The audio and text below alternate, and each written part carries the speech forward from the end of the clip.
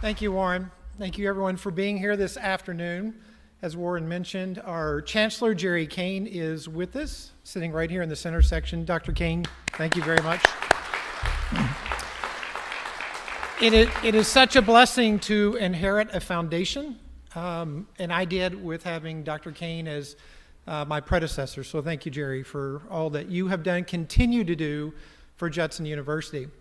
During that transition, when Cindy and I found out that we were going to accept the invitation, and we had been extended the invitation for me to become president of Judson University, we were living in Indiana.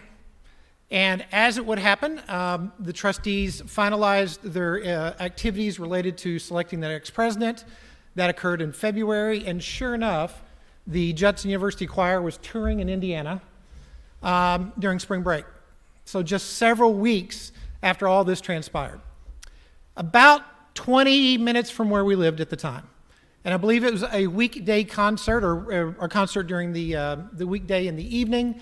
And at that time, our daughter Allie was a senior in high school, and G3 was in seventh grade.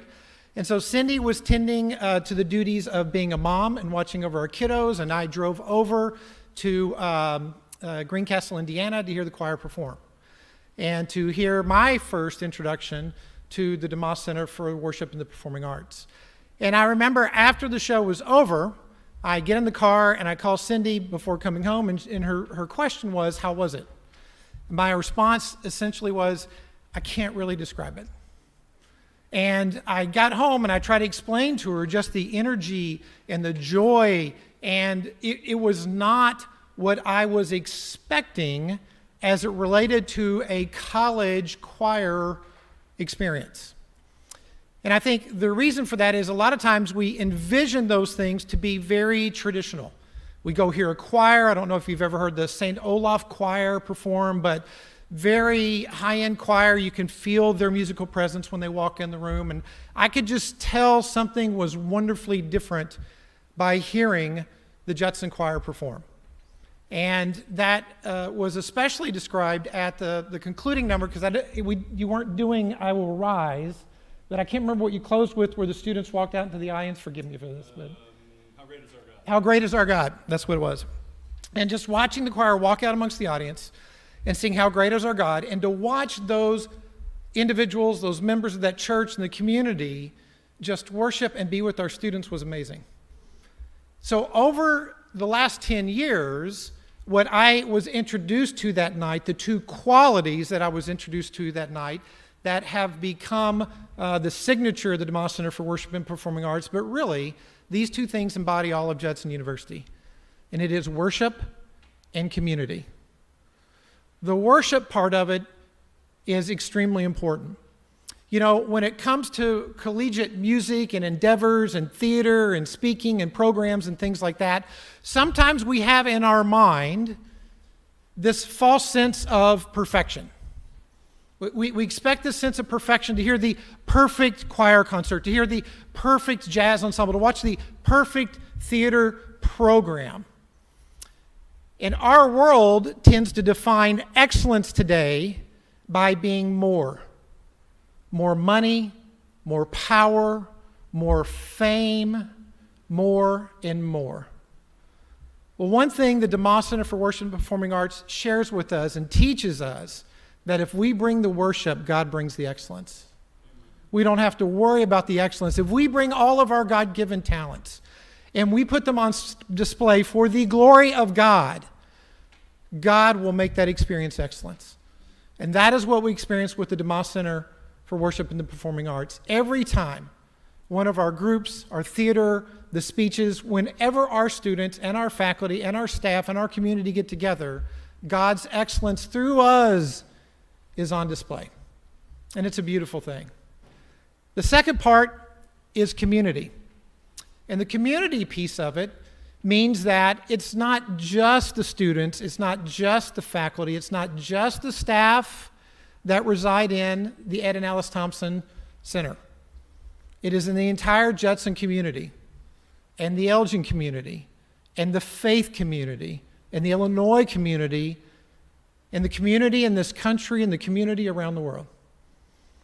It is God's community. that we are celebrating. And so our blessing is we bring community together so God allows excellence to shine through us if our worship is aligned with where God is. And that is one of the most unbelievable things about the DeMoss Center and what Warren and Robert and Josh and Cheryl and Sojung and Kimberly and everyone brings to the DeMoss Center, including our students. You know, at Judson University, our vision statement is shaping lives that shape the world. And when we share that, of course, the initial expression of that is that we as faculty and staff, our goal is to help shape our students' lives. Now, notice the language is incredibly important. We don't change anything. Only God does the changing. But God invites us in community to do the shaping. And so we start by shaping our students' life because that's primarily what we do. We are here because of our students, not just our traditional students, but also our adult students and our graduate students. And God invites us into the Judson community to shape each other's lives. But there's not a semester that doesn't go by that when I teach class, that my students don't shape my life by what they bring to my class. There's not a semester that doesn't go by that faculty and staff's lives aren't shaped by each other in this community we have called Judson University. There's not a year that goes by that the Elgin community doesn't shape our lives at Judson University. And boy, did we find out a year ago when sadly we lost 2 students in a tragic accident.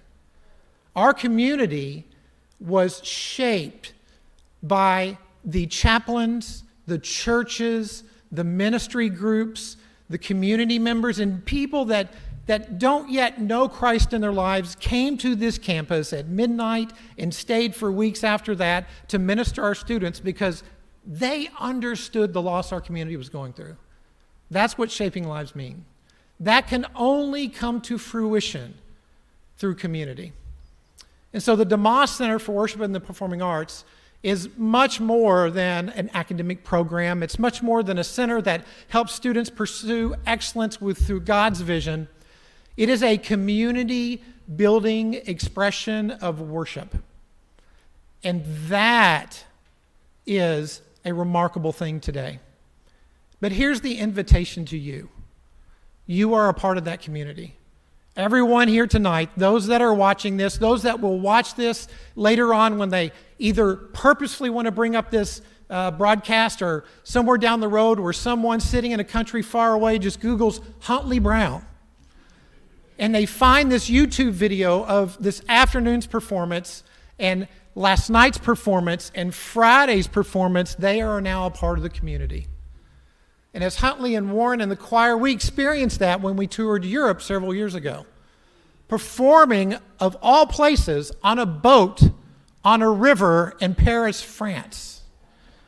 To a group of individuals that really did not have a faith life, but they loved singing and they loved gospel music and they loved worshiping, or what we call worship. They're now a part of that community because they will always remember the students that were a part of that trip. That's what it means to be a part of this community. And this community continues when we're all in the kingdom together. So thank you to each of you for being a part of this community. Thank you for bringing your worship and allowing God to bring excellence to Judson by all of us coming together and doing this. And thank you, God, for the DeMoss Center for Worship and the Performing Arts, for being the vehicle for making all that happen. Thanks everyone for being here this afternoon. Thank you for being a part of Judson. And to the faculty, staff, students, and alumni of the DeMoss Center, thank you for blessing our campus.